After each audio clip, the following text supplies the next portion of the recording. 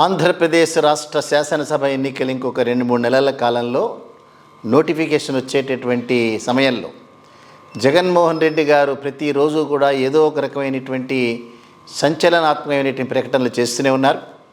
So వారు 2వ లిస్టును కూడా రిలీజ్ చేస్తూ దాదాపుగా 27 మంది అభ్యర్థుల్ని, అందులో 24 మంది శాసనసభకు సంబంధించినటువంటి వాళ్ళని, 3 పార్లమెంటుకు సంబంధించినటువంటి అభ్యర్థులని ఆ నియోజకవర్గాల ఇన్ఛార్జ్గా డిక్లేర్ చేయటం అనేటటువంటిది ఒక రకంగా ఆంధ్రప్రదేశ్ రాజకీయాల్లో ఒక పెను తుఫాను సృష్టించినటువంటి ప్రకటనగా మనం భావించాలి.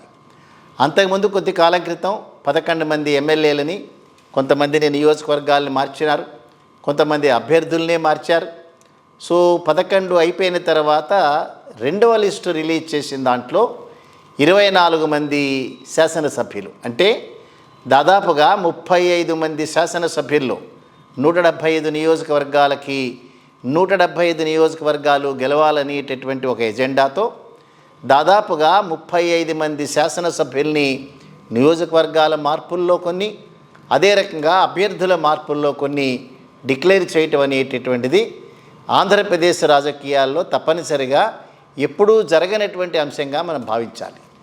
అదే రకంగా 3 పార్లమెంటు సభ్యులను కూడా తీసుకుని వచ్చారు. ఇవన్నీ కూడా సామాజిక సమీకరణాల నేపథ్యంలో మాత్రమే ఈ రకమైనటువంటి మార్పులు చేసినట్లుగా 2వ లిస్టు రిలీజ్ చేసిన సందర్భంలో ఆ లిస్టును రిలీజ్ చేసినటువంటి బొత్స సత్యనారాయణ గారు, వారు ఆంధ్రప్రదేశ్ రాష్ట్ర ప్రభుత్వంలో మంత్రిగా కూడా ఉన్నారు. విజయనగరం జిల్లాలో వెనుకబడిన వర్గాలకు సంబంధించినటువంటి నాయకుడిగా బొత్స సత్యనారాయణ గారు, అదే రకంగా వారికి రాష్ట్ర వ్యాప్తంగా కూడా చాలా ఇమేజ్ ఉన్నటువంటి నాయకుడిగా కూడా మనం పరిగణించాలి. వారు మాట్లాడుతూ సో కొన్ని నియోజకవర్గాల్లో ఈ గెలుపు గుర్రాలని మేము పెట్టాలి అనేటటువంటి ఉద్దేశంతో చాలామందిని నియోజకవర్గాల వారీగా మార్పులు కొన్ని చేశాం. ఎవరికైతే ఈ సమయంలో వారికి టికెట్లు అంటే టికెట్స్ అంటే ఆ నియోజకవర్గాల ఇన్ఛార్జ్గా అవకాశం రాలేదో వారిని భవిష్యత్తులో మరొక రూపంలో పార్టీకి వారి యొక్క సేవల్ని వినియోగించుతామని చెప్పి చాలా క్లియర్గా చెప్పారు.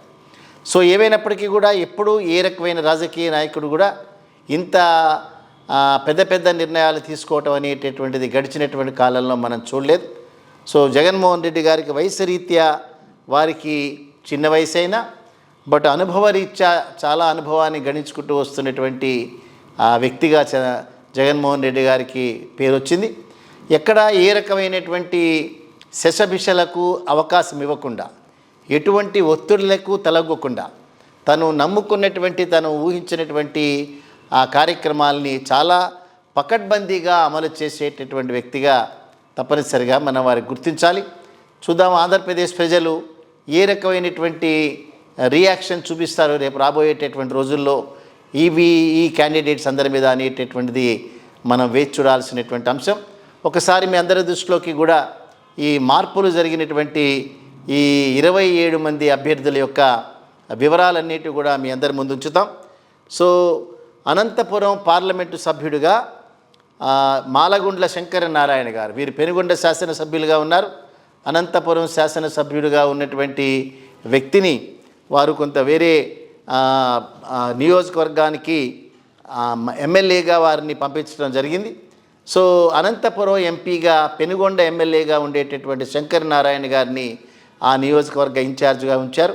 అదే రకంగా హిందూపురం పార్లమెంటు సభ్యుడిగా శ్రీమతి జొలదరాశి శాంత, వీరు కర్ణాటకలో బీజేపీకి సంబంధించినటువంటి పార్లమెంటు సభ్యురాలుగా పనిచేశారు. గుంతకల్ వీరి సొంత నియోజకవర్గం. బోయ సామాజిక వర్గానికి సంబంధించినటువంటి వీరిని ఇక్కడ హిందూపురం ఎంపీగా ఆ నియోజకవర్గ బాధ్యతలు ఇచ్చారు. గోరంట్ల మాధవ్ గారు ప్రస్తుతం హిందూపురం పార్లమెంటు సభ్యుడిగా వారి యొక్క సేవలన్నీ కూడా పార్టీకి ఇస్తున్నటువంటి సందర్భంలో భవిష్యత్తులో వారికి మరొక బాధ్యత అప్పగిస్తూ శ్రీమతి జొలదరాశి శాంత అనేటటువంటి వారిని ఈ నియోజకవర్గ ఇన్ఛార్జ్గా అపాయింట్ చేశారు. అదే రకంగా అరకు ఎంపీగా శ్రీమతి కొట్టగుళ్ళి భాగ్యలక్ష్మి, ఇది ఎస్టీ నియోజకవర్గం. సో వీరిని ఇక్కడ కొట్టగుళ్ళి భాగ్యలక్ష్మి గారిని ఈ నియోజకవర్గ ఇన్ఛార్జ్గా ఉంచారు.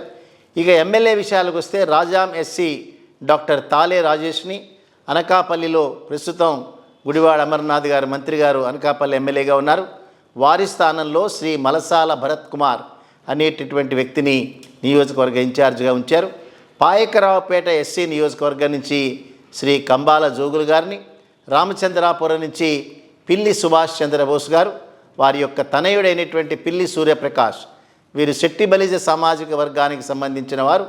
రామచంద్రాపురంలో శెట్టి బలిజకు సంబంధించినటువంటి సామాజిక వర్గం చాలా బలమైనటువంటి సామాజిక వర్గం.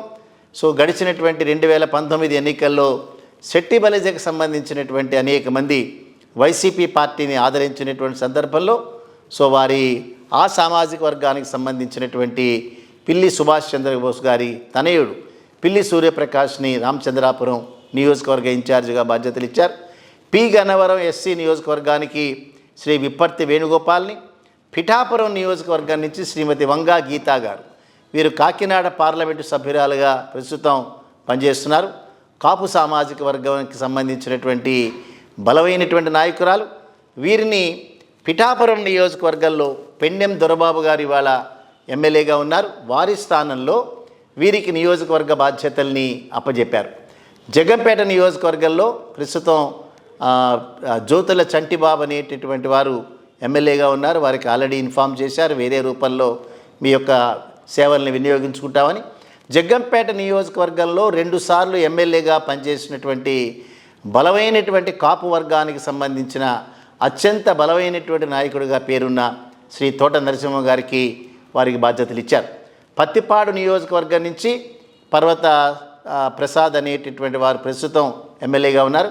వారి స్థానంలో వరుపుల సుబ్బారావు, వీరు కూడా బలమైనటువంటి కాపు వర్గానికి సంబంధించిన నాయకుడు, వారికి బాధ్యతలు ఇచ్చినారు. రాజమండ్రి సిటీ నుంచి మార్గాని భరత్, ప్రస్తుతం వీరు రాజమండ్రి పార్లమెంటు సభ్యులుగా ఉన్నారు.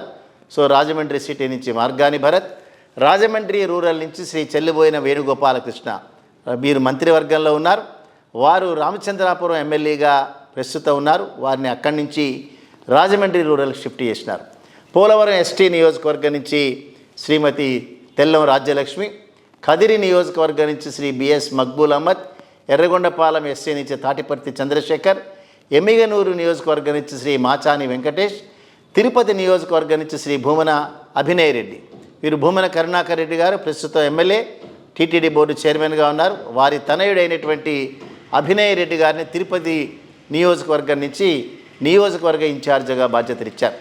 గుంటూరు ఈస్ట్ నియోజకవర్గం నుంచి శ్రీమతి షేక్ నూర్ ఫాతిమా, ప్రస్తుతం ఉన్నటువంటి ముస్తఫా ఆ ఎమ్మెల్యే గారి వీరి డాటర్, వారికి ఆ బాధ్యతలు అప్పగించినారు. మచిలీపట్నం నుంచి శ్రీ పేర్ని కృష్ణమూర్తి, కిట్టు అని పిలుస్తారు, వీరు పేర్ని నానిగారి తనయుడు.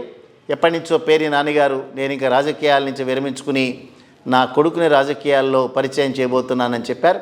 వారికి వారు అనుకున్నట్లుగానే మచిలీపట్నం నియోజకవర్గం నుంచి శ్రీ పేర్ని కృష్ణమూర్తి గారిని, చంద్రగిరి నియోజకవర్గం నుంచి చెవిరెడ్డి భాస్కర్ రెడ్డి తనయుడైన చెవిరెడ్డి మోహిత్ రెడ్డి గారు, పెనుగొండ నియోజకవర్గం నుంచి శ్రీమతి కేవి ఉషా కిరణ్, వీరు నియోజకవర్గం నుంచి మార్పు వచ్చింది వీరికి. సో పెనుగొండలో వీరికి బాధ్యతలు అప్పగించారు. కళ్యాణదుర్గం నియోజకవర్గం నుంచి శ్రీ తలారి రంగయ్య, ప్రస్తుతం వీరు అనంతపురం పార్లమెంటు సభ్యులుగా ఉన్నారు. వారికి కళ్యాణదుర్గం నియోజకవర్గం నుంచి ఎమ్మెల్యేగా నియోజకవర్గ బాధ్యతలు అప్పగించారు. అరకు ఎస్టీ నుంచి శ్రీమతి గొడ్డేటి మాధవి, పాడేరు ఎస్టీ నుంచి శ్రీ మత్సరాస విశ్వేశ్వరరాజు, విజయవాడ సెంట్రల్ నుంచి శ్రీ వెల్లంపల్లి శ్రీనివాసరావు, విజయవాడ నుంచి వీరు విజయవాడ ఈస్ట్ నుంచి విజయవాడ వెస్ట్ నుంచి ప్రస్తుతం ఎమ్మెల్యేగా ఉన్నారు. వారు మల్లాది విష్ణు గారి ప్రాతినిధ్యం వహిస్తున్నటువంటి విజయవాడ సెంట్రల్కి వారిని షిఫ్ట్ చేశారు. సో వెల్లంపల్లి శ్రీనివాసరావు గారు విజయవాడ సెంట్రల్, విజయవాడ వెస్ట్ నుంచి శ్రీ షేక్ ఆసిఫ్ అనేటటువంటి వారిని ఇక్కడ నియోజకవర్గ బాధ్యతలు అప్పగించినారు. సో మనం కనుక చూస్తే చాలా అత్యంత సాహసోపేతమైనటువంటి నిర్ణయాలు తీసుకోవడంలో దిట్టగా ప్రసిద్ధిగాంచినటువంటి వైఎస్ జగన్మోహన్ రెడ్డి గారు 27 నియోజకవర్గాల్లో 3 నియోజకవర్గాలు పార్లమెంటుకి సంబంధించినవి, 24 నియోజకవర్గాలు అసెంబ్లీకి సంబంధించినవి, టోటల్గా అంతకుముందు చేసినటువంటి మార్పులు 11 నియోజకవర్గాల్లో 35 నియోజకవర్గాల్లో అభ్యర్థుల యొక్క మార్పు జరిగింది. ఇంకా కొన్ని అనదర్ 20-25 వరకు కూడా అనేక జిల్లాల్లో మార్పులు చేస్తున్నట్లుగా సంకేతాలు ఇచ్చినారు. సో గుజరాత్ రాష్ట్రంలోనూ తెలంగాణ రాష్ట్రంలోనూ అనేక రాష్ట్రాల్లో అభ్యర్థుల మార్పు వలన అక్కడ ఉన్నటువంటి కొన్ని ప్రభుత్వాలు గెలిచినాయి. ప్రభుత్వాలు గెలవకపోయినా కూడా వారి యొక్క ఎమ్మెల్యేలు గెలిచినటువంటి చరిత్ర తెలంగాణ రాష్ట్రంలో ఆఖరి నిమిషంలో దాదాపుగా 8 ఎమ్మెల్యేలని చంద్రశేఖరరావు గారు మార్చినారు. ఆ 8 ఎమ్మెల్యేలు కూడా అత్యధిక మెజారిటీతో గెలిచినటువంటి చరిత్ర ఉంది. సో బహుశా వీటన్నిటి ద్వారా జగన్మోహన్ రెడ్డి గారు స్ఫూర్తి పొందుంటారు. ఏవైనప్పటికీ బలమైనటువంటి సామాజిక వర్గాల నుంచి సామాజిక సమీకరణాలని దృష్టిలో తీసుకుని కొత్త వ్యక్తుల్ని పరిచయం చేయటం అనేటటువంటిది తప్పనిసరిగా ఇవన్నీ కూడా ఆహ్వానించాల్సిన విషయమే. చూద్దాం రాబోయేటటువంటి రోజుల్లో మార్పు జరిగినటువంటి స్థానాల్లో అభ్యర్థులు చాలా ఎక్కువ మెజారిటీతో ప్రజల యొక్క మన్ననలు పొందుతారా లేదా అన్నది భవిష్యత్తులో మనం చూడాల్సినటువంటి అంశం.